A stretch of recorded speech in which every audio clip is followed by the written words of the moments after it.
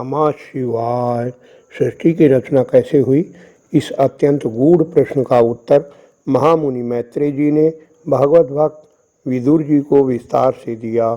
बहुत सुंदर ज्ञानवर्धक ये जानकारी श्रीमद् भागवत पुराण की इस वीडियो में गुणग्राही भक्तों के लिए प्रस्तुत है। श्री सुखदेव जी कहते हैं, भागवत भक्ति से शुद्ध हृदय वाले विदुर जी परम ज्ञानी मैत्रेय जी के पास पहुँचे और विनम्र भाव से प्रश्न किया, भगवान, संसार में सब लोग सुख के लिए कर्म करते हैं, परंतु उससे ना तो उन्हें सुख ही मिलता है और ना उनका दुख ही दूर होता है, बल्कि उससे दुख की वृद्धि होती है।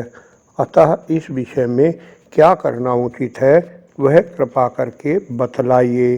साधु शिरोमणि, आप मुझे उस साधन का उपदेश दीजिए जिसके अनुसार आराधना करने से भगवान अपने भक्तों के भक्तिपूत हृदय में आकर विराजमान हो जाते हैं।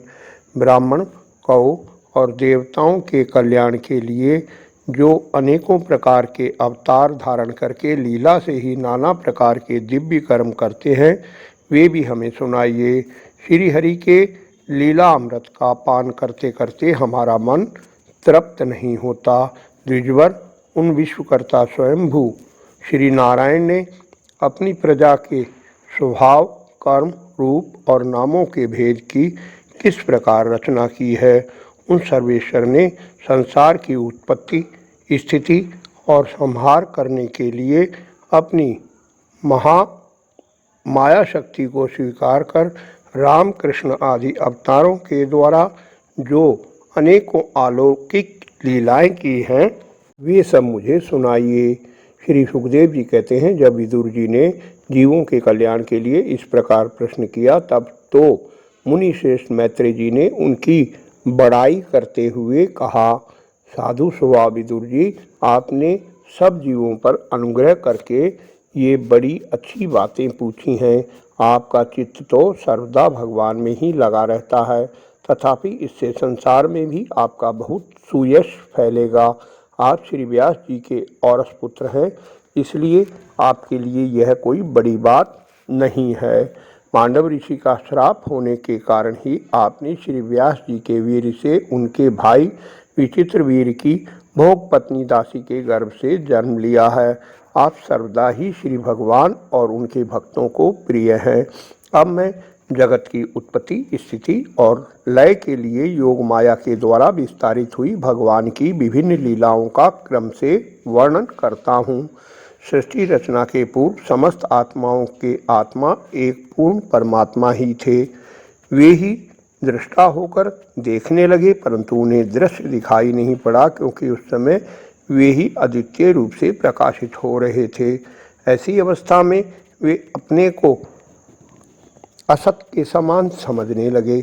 वस्तुतः वे असत नहीं थे, क्योंकि उनकी शक्तियाँ ही सोई थी, उनके ज्ञान का लोप नहीं हुआ था।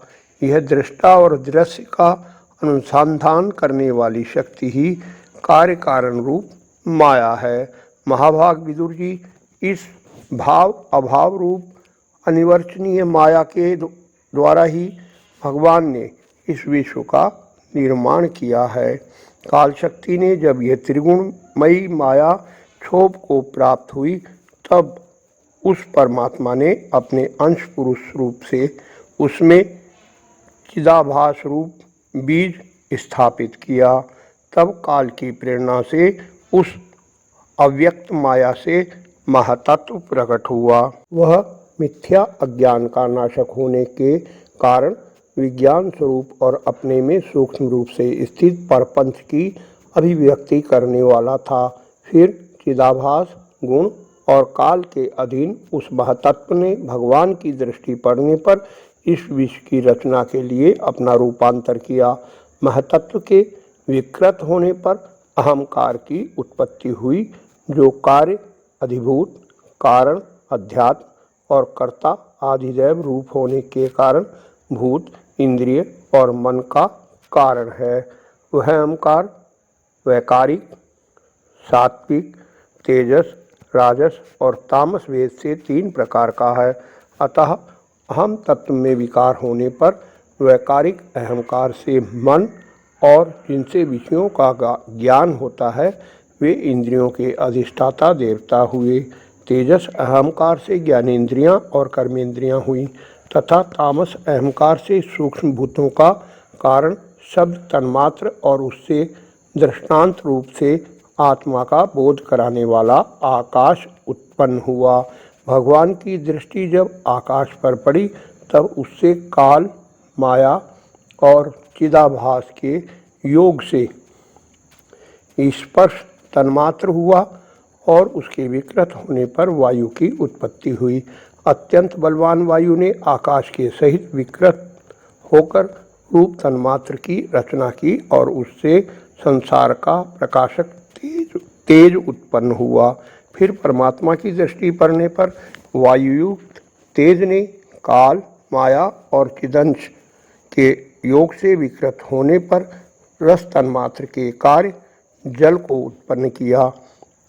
तदंतर तेज से युक्त जल ने ब्रह्म का दृष्टिपात होने पर काल, माया और चिदंश के योग से गंध गुणमयी पृथ्वी को उत्पन्न किया।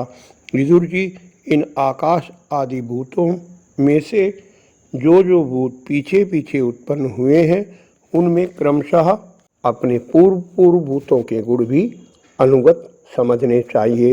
ये महतत्व आदि के अभिमानी विकार, विक्षेप और चेतनांश विशिष्ट देवगण श्री भगवान के ही अंश हैं, किंतु पृथक पृथक रहने के कारण जब वे विश्व रचना रूप अपने कार्य में सफल नहीं हुए तब हाथ जोड़कर भगवान से कहने लगे। देवताओं ने कहा, देव, हम आपके चरण कमलों की वंदना करते हैं, हम आपके चरणों की ज्ञानमयी छाया का आश्रय लेते हैं।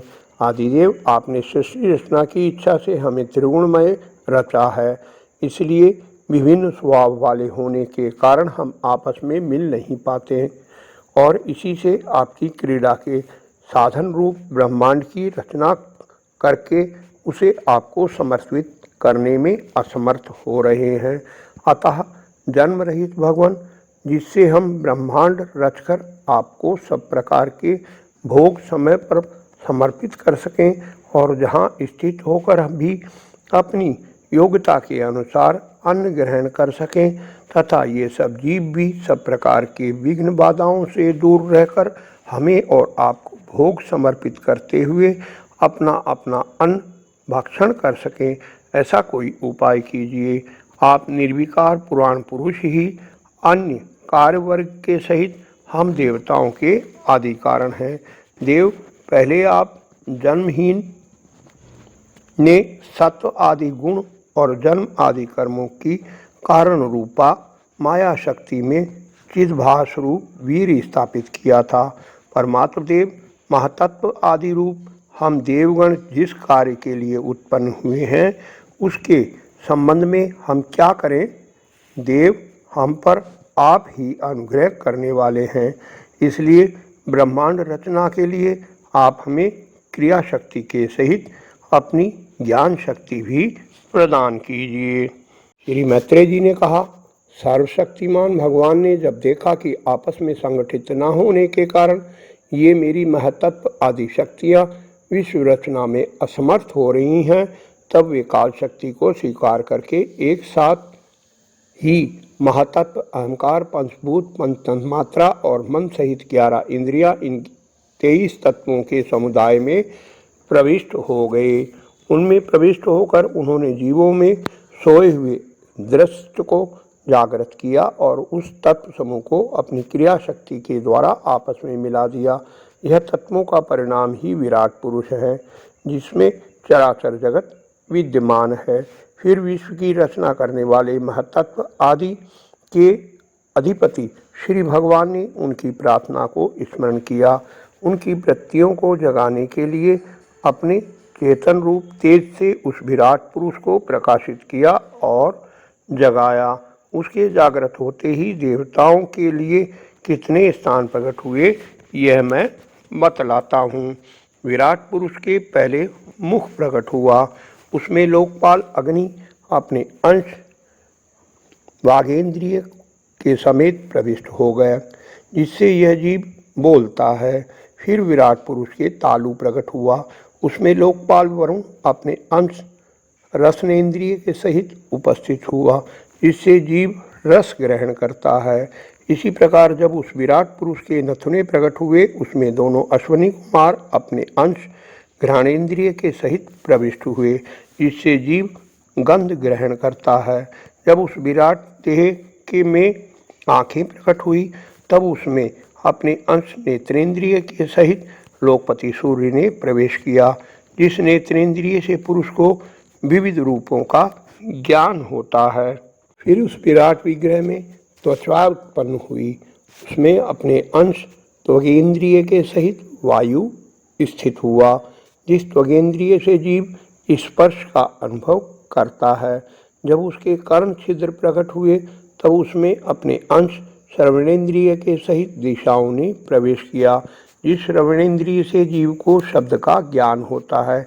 फिर विराट शरीर में चर्म उत्पन्न हुआ, उसमें अपने अंश रोमों के सहित औषधियाँ स्थित हुईं, जिन रोमों से जीव खुजली आदि का अनुभव करता है। अब उसके लिंग उत्पन्न हुआ, अपने इस आश्रय में प्रजापति ने अपने अंश वीर के सहित प्रवेश किया, जिससे जीव आनंद का अनुभव करता है। फिर विराट पुरुष के गुदा प्रकट हुई, उसमें लोकपाल मित्र ने अपने अंश पायु इंद्रिय के सहित प्रवेश किया, इससे जीव मल त्याग करता है। इसके पश्चात उसके हाथ प्रकट हुए, उनमें अपनी ग्रहण त्याग रूपा शक्ति के सहित देवराज इंद्र ने प्रवेश किया। इस शक्ति से जीव अपनी जीविका प्राप्त करता है। जब इसके चरण उत्पन्न हुए, उनमें अपनी शक्ति सहित लोकेश्वर विष्णु ने प्रवेश किया। इस गति शक्ति के द्वारा जीव अपने गंतव्य स्थान तक पहुंचता है। फिर उसके बुद्धि उत्पन्न हुई, अपने इस स्थान में अपने बुद्धि शक्ति के साथ वाक्पति ब्रह्मा ने प्रवेश किया, जिसकी बुद्धि शक्ति से जीव ज्ञातव्य विषयों को जान सकता है। फिर उसमें हृदय प्रकट हुआ, उसमें अपने अंश मन के सहित चंद्रमा स्थित हुआ। इस मन शक्ति के द्वारा जीव संकल्प विकल्प आदि रूप विकारों को प्राप्त होता है।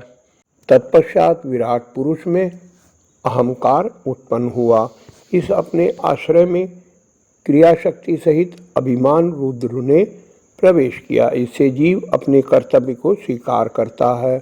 अब इसमें चित्त प्रकट हुआ, उसमें चित्त शक्ति के सहित महतत्व ब्रह्मा स्थित हुआ। इस चित्त शक्ति से जीव विज्ञान आदि चेतना को उपलब्ध करता है। इस विराट पुरुष के सिर से स्वर्गलोक, पैरों से पृथ्वी और नाभि से अंतरिक्ष आकाश उत्पन्न हुआ। इनमें क्रमशः सत, रज और तम इन तीन गुणों के परिणाम स्वरूप देवता, मनुष्य और प्रेत आदि देखे जाते हैं। इनमें देवता लोग सतगुण की अधिकता के कारण स्वर्गलोक में, मनुष्य और उसके उपयोगी गौ आदि रजोगुण को प्रधानता के कारण पृथ्वी में, तथा तमोगुणी स्वभाव वाले होने से रुद्र के पार्षदगण भूत प्रेत आदि दोनों के बीच में भगवान के नाभि स्थानीय अंतरिक्ष लोक में रहते हैं। बोलो श्री कृष्ण भगवान की जय। आशा है आपको वीडियो पसंद आई होगी। कृपया लाइक करें, कमेंट में अपने सुझाव दें, अन्य भक्तों से शेयर कर धर्म के भागी बने। निरंतर जुड़े रहने के लिए चैनल को सब्सक्राइब अवश्य कर लें। धन्यवाद। आपका कल्याण हो।